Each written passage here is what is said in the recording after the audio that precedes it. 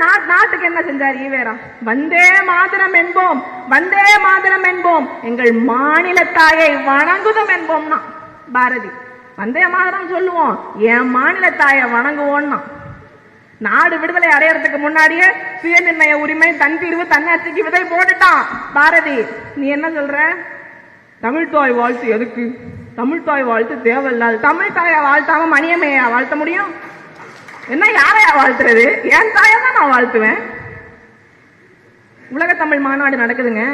உலகத்தமிழ் மாநாடு ஒரு முட்டாள்தனமானது, அது ஒரு தேவையில்லாதது.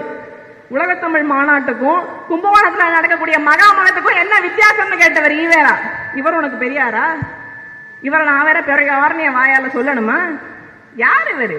என்ன செஞ்சாரு? தமிழ் படிச்சினா உனக்கு பிச்சை கூட கிடைக்காது, இங்கிலீஷ் படி, தாயாரை மம்மின்னு சொல்லு, தந்தையா டாடின்னு சொல்லுன்னு சொல்லி கொடுத்தாரு. இதுக்கெல்லாம் நம்ம பதில் சொல்ல வேண்டிய அவசியமே இல்லை. கவுண்டமணி அந்த காலத்திலே சொல்லிட்டு போயிட்டாரு. கவுண்டமணி பிச்சைக்காரர்கள் சங்கம் வச்சிருப்பாருங்க.